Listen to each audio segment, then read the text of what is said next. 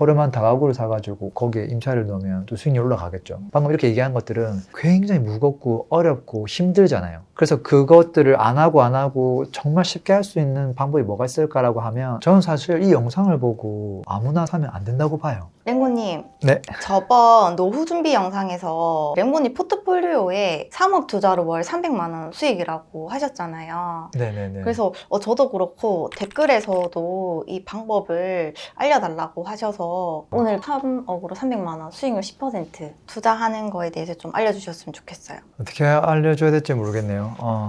아마 영상을 바라보는 분들이 그냥 어떻게 하면 바로 할 수 있을까 이런 관점으로 물어봤을 것 같긴 한데요. 부모님 이야기를 좀 해볼게요. 예전에 저희 아버지가 종잣돈 은행에 있던 한 2억 조금 넘는 금액으로 아파트를 하나 딱 사왔더라고요. 진짜 생뚱맞은 아파트를. 왜 샀어요? 그랬더니 월세 받으려고 그러더라고요. 월세 얼마 나옵니까? 했더니 60만 원 나온대요. 한 2억 2, 3천을 주고 샀는데 60만 원 나오는데 되게 좋아하시더라고요. 그래서 제가 아무 말도 안 했어요. 잘하셨어요. 본인이 할 수 있는 수준으로 그냥 전 최선을 다했다고 보거든요. 근데 제가 만약에 그 2억이라는 이상의 금액을 돌렸다고 하면 그래도 월세 한 200이 나와야 될 것 같은데 아무리 못해도 150은 나와야 될 것 같은데 월세 60만 원은 상대적으로 아쉽다 이런 생각을 하죠. 근데 아마 댓글 남겨준 분도 똑같은 생각으로 이제 댓글을 남겨주신 게 아닌가 싶거든요. 그러니까 본인의 기준으로는 이해가 안 될 거거든요. 그 은행에 적금을 해도 2억을 넣었을 때 150만 원, 200만 원이 안 나올 거고, 그쵸? 아파트를 사도 월세를 받으면 안 나올 거고, 상가를 근처에서 알아봐도 수익률 3, 4% 해가지고는 그게 안 나올 거고. 근데 역으로 이제 계산을 하면 그냥 심플하거든요. 원리는 수익률이 10% 이상 나오는 물건을 그냥 사면 되거든요. 그러면은 내가 1억을 투자하면 수익률이 10%면 얼마가 나와야 돼요? 100만 원이요. 100만 원이면 정확하게는 12%거든요. 90만 원만 나오면 10% 달성이에요. 90만 원 나오면 훌륭하죠. 근데 한 12%까지 나와주면 100만 원 나오겠죠. 결국은 내가 원하는 수준까지 이제 만들려면 수익률이 높은 걸 사면 된다. 그거 말고는 없다. 그러면 또 이렇게 얘기하겠죠. 그 높은 수익률 나오는 거를 어떻게 할 수 있어요? 그렇게 얘기할 거 아니에요. 맞아요. 그럼 저 이렇게 얘기하겠죠. 자, 서울대를 입학하는 방법은 뭐예요? 서울대 커트라인을 넘기면 되잖아요. 그럼 높은 점수를 받는 방법은 뭐예요? 공부를 열심히 하면 되잖아요. 똑같거든요. 예를 들어서 수익률 10% 나오는 물건은 노력은 안 하고 그냥 클릭 몇 번으로 찾을 수 있는 방법은 저는 없다고 봐요. 그게 있다고 하면 제가 지금 거짓말을 하는 거고요. 그게 아니라 이거는 우리의 노력에 의해서 충분히 찾을 수 있는 수준이다라는 거거든요. 대출 안 하고 10% 수익률을 말하는 게 아니라 지금 우리가 대출을 받잖아요. 5% 금리라고 가정했을 때 담보대출 이자가 여기서 최소 2% 이상 높은 수익률을 만들어야 돼요. 그러니까 무대출 수익률이 적게는 6%에서 기본적으로 한 7% 이상 달성이 되면 대출을 한 5에서 60%를 일으키면 수익률이 9, 10%까지 올라와 주거든요. 수학적으로는 그렇죠. 그래서 그거에 준하는 물건들을 찾아서 세팅을 하면 딱 그렇게 나온다라는 거죠. 그러면 대출 이자 전부 다 빼고 1억 투자했을 때 100만 원이 남는다는 거죠. 그렇죠. 그런 물건이 있어요? 있죠. 근데 우리가 이제 아파트 같은 경우는 이게 한 단지가 막 400세대가 있다고 보자고요. 그럼 그 물건이 하나가 뭐 5억에 나왔어요. 그럼 옆 동에 뭐 층이 다른 물건이 나왔을 때 5억에서 비슷하게 내놓을 거 아니에요. 갑자기 이걸 4억에 내놓는 사람 잘 없겠죠. 이게 개별성이 없다는 소리예요.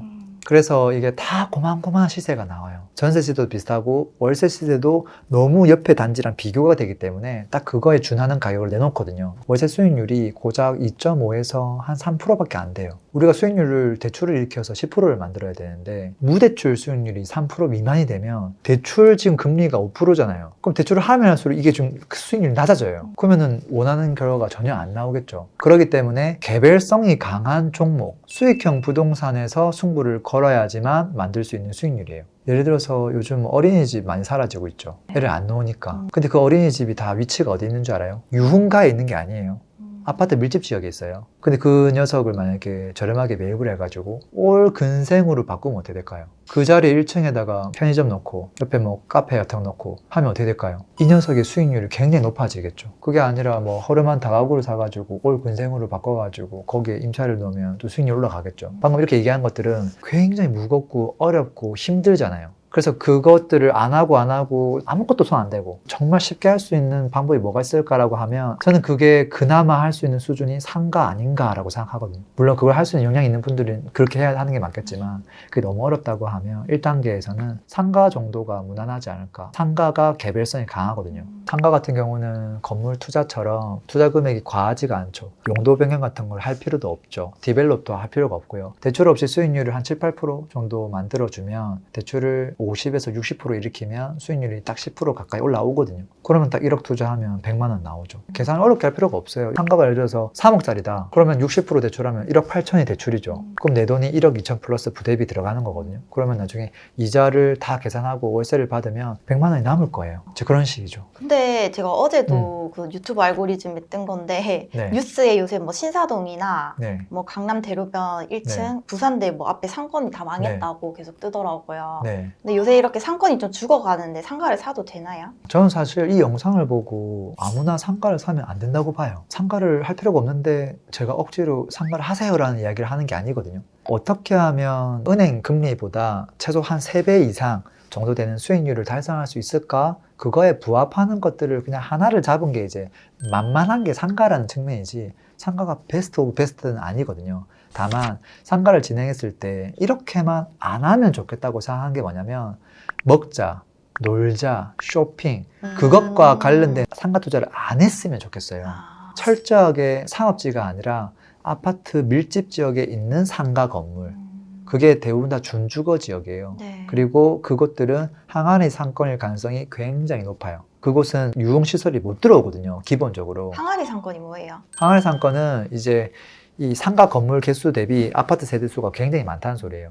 뭐 5천 세대, 만 세대가 감싸고 있는 거죠. 그리고 그런 곳에는 보통 이제 아파트 거주하는 분들이 이제 가족 단위로 많이 살고 있고 이제 애들을 키우고 있기 때문에 제일 중요한 게 학원, 그다음에 병원, 그다음에 먹거리 이런 것들이거든요. 이런 것들로만 딱 예쁘게 구성되어 있는 상가.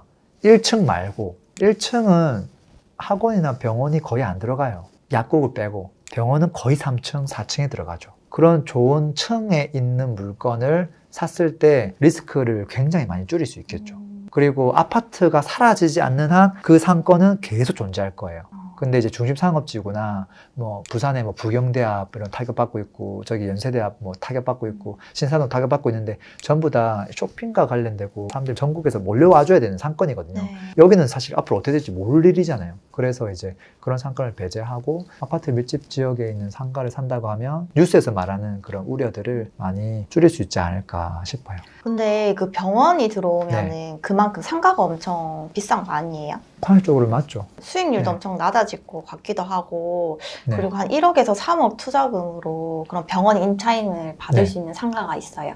있죠. 이런 거죠. 아파트 투자를 할 때는 이제 입지 좋은 거를 우리가 사야 된다고 하잖아요. 예를 들어서 평당 300만 원짜리 아파트를 사세요라고 하면 살까요, 사람들이? 그리고 아니요. 어디서 살 수 있을까요? 평당 300만 원짜리를 서울에 있을까요? 없을 것 같아요. 없겠죠. 평당 1000만 원짜리는 있겠지만 300만 원, 500만 원짜리를 찾기는 힘들겠죠. 그럼 당연히 지방으로 가야죠. 지방에서도 입지가 제일 안 좋은 곳을 가야 겨우 찰 수 있을 거예요. 그걸 투자해가지고는 시세 차익을 전혀 기대할 수가 없겠죠. 수요도 너무 적을 거고요. 근데 상가는 좀 다른 게 지방으로 가면 갈수록 매매 평당가는 낮아져요. 낮아지긴 하지만 이 녀석이 완벽한 항아리 상권이라면 그럼 수요가 철저하게 있다는 소리고 매매 가격은 저렴하지만 탄탄한 수요가 있다. 월세가 서울만큼 비싸지는 않지만 그래도 그 지역에서는 합당한 월세를 받을 수 있다 이거거든요. 그렇기 때문에 우리가 투자금을 줄이더라도 다른 지역에 눈을 돌리면 충분히 금액을 낮춰서 소액으로도 접근해 볼 수 있다는 거고요. 그리고 병원에 들어가 있다고 해서 무조건 매매가가 높아서 나오는 건 아니에요. 그냥 이제 병원이기 때문에 다른 물건들보다는 조금 더 비싸게 팔려고 하겠지만 기본적으로 층이 3층, 좋은 층이 있기 때문에 그에 준하는 금액을 제시하는 거죠. 근데 이제 개별성이 강하기 때문에 그 금액을 얼마를 내놔야 되는지 판단하는 게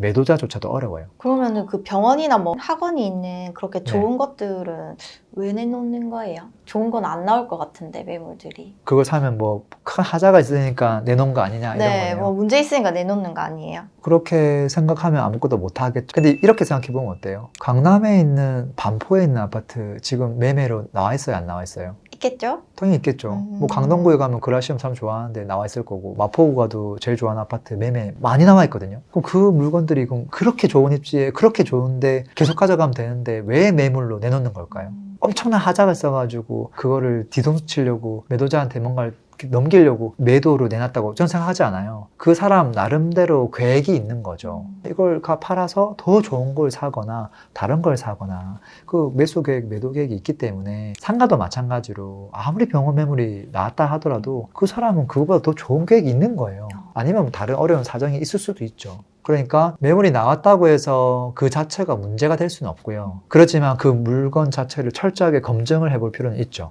이게 월세가 너무 과하지 않는지, 매매가가 너무 과하지 않는지, 그것들이 다 만족이 된다고 하면 해도 되는 거죠. 근데 상가 하면은 네, 가장 또 두려운 것 중 하나가 이제 네. 공실인데 맞아요. 공실 되면 어떻게 돼요? 공실 되면 네. 진짜 어려운 경우가 많죠. 네. 세종시도 마찬가지였고요. 뭐 1층에 있는 상가들 또는 뭐 상층부에 있는 상가들도 입지가 안 좋은 곳들은 한번 나가면 1년이 아니라 뭐 2년 넘게 공실되는 경우가 많거든요. 그러면 그걸 끝나는 게 아니라 대출 이자 내야 되지, 관리비 다 내야 되지, 마이너스가 심각하거든요. 당연히 잘 사야 돼요.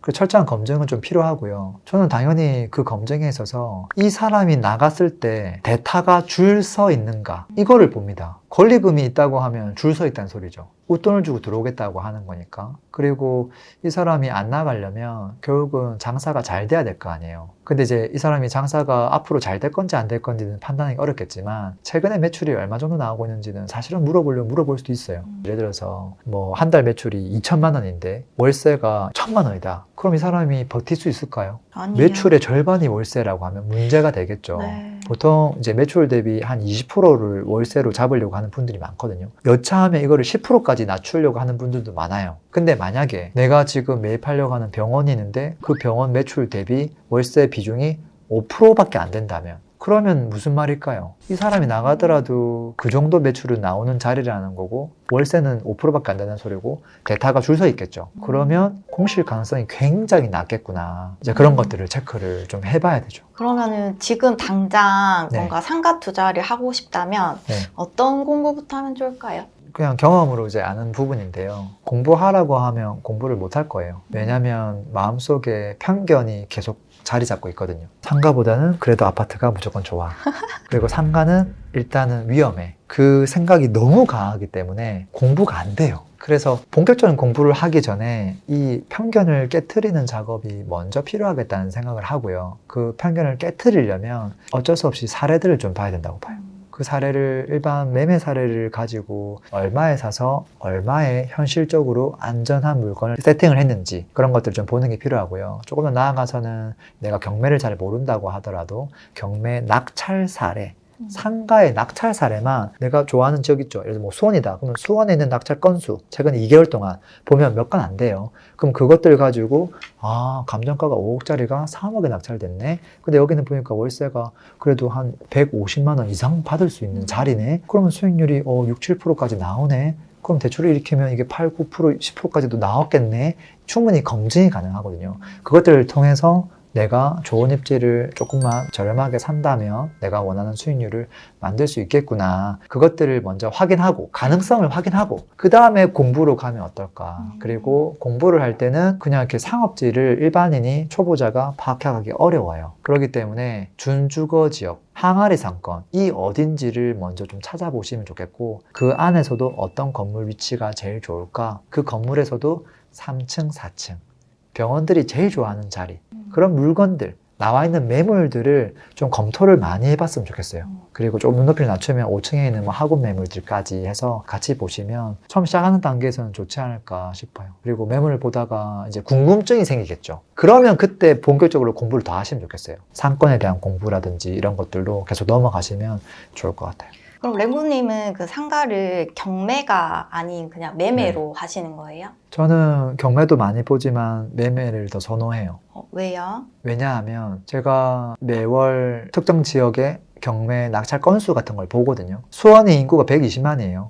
용인도 100만이 넘고요. 네. 근데 각 그 100만이 넘는 도시에서 한 달 동안 상가가 낙찰된 건수가 4건에서 5건밖에 안 돼요. 화성시도 마찬가지, 뭐 용인도 마찬가지인데요. 건수가 너무 적죠. 경매 매물은 많이 나옵니다. 근데 이게 낙찰 안 되고 계속 딜레이가 되는 경우가 있고요. 근데 그 전부터 계속 이제 유찰되고 나서 탁 낙찰됐는데 그게 한 달에 5건 미만이다라는 거거든요. 왜 그럴까 생각해보면 여차하면 이거를 그냥 회수하는 경우가 많아요. 그냥 치하하는 경우가 너무 많아요. 왜냐면 은행한테 또 얘기해가지고 갚을게요 하면 또 끝나니까. 그럼 다 치하가 되는 거거든요. 그 다음에 그 5건 물건들을 제가 쭉 본단 말이에요. 나는 제일 좋은 상권에서 제일 괜찮은 건물에서 제일 괜찮은 위치, 층수에서 제일 좋은 임차인이 들어가 있는 거를 매매를 사고 싶은데 경매에 나와 있는 물건들을 보면 1급지도 아니고 2급지도 아니고 3급지의 지하층이 5개 중에 2개였어요. 지하층은 아예 그냥 검토하고 싶지 않거든요. 그 다음에 지상층이 3개가 있었는데 그 중에 하나는 1년 넘게 계속 공실 날 자리였고 이걸 사면 제가 봤을 때는 앞으로 100% 2년 동안 공실 확정이에요. 그러니까 거기는 사면 안 되는 상권이에요. 근데 이게 낙찰 받아갔더라고요. 야, 이걸 왜 받아갔지? 그러면 남아있는 2건이 그나마 검토를 해도 되는 수준인데 이 물건은 제가 봤을 때는 2급지와 3급지 사이에 있는 거예요. 내 맘에 안 들어요. 심지어 좋은 임차인을 넣을 수가 없어요. 어떻게든 맞추긴 맞추겠으나 별로다. 근데 이제 일반 매물은 이제 그런 개념이 아니라 내가 싫어하는 것들 다 빼고 제일 괜찮은 거 1급지만 남기고 그 안에서도 제일 괜찮은 업종을 추린 다음에 여러 지역을 보는 거죠. 저는 수원만 보는 게 아니라 전국을 넓혀놓고 그냥 100개, 200개의 지역에서 그런 매물들만 찾은 다음에 토너먼트를 해가지고 이게 제일 괜찮은 것 같은데 선택하면 리스크가 더 적으면서도 오히려 그 친구는 2년 지났을 때 월세를 높여도 충분히 감당할 수 있거든요. 갑자기 의사가 저는 짐 빼겠습니다. 인테리어 다 해놓고 여기서 장사를 5년 넘게 해가지고 입소문 다 났는데 이걸 빼서 가기가 힘들거든요. 충분히 낼 수 있죠. 그래야 이게 매매가도 올라갈 수 있거든요. 그게 일반 매매의 큰 강점이다. 저는 그런 생각을 합니다. 상가도 아파트처럼 뭔가 싸게 사는 게 아니라 좋은 매물 위주로 매매로 사는 게 조금 더 중요하지 않을까 싶어요. 오늘 상가에 대해서 엄청 네. 잘 배우고 갔네요. 저는 이 영상만 보고 무턱대고 상가 투자를 안 했으면 좋겠어요. 네, 그렇지만 상가 이꼬르 무조건 별로다 이렇게는 안 했으면 좋겠습니다. 감사합니다. 네.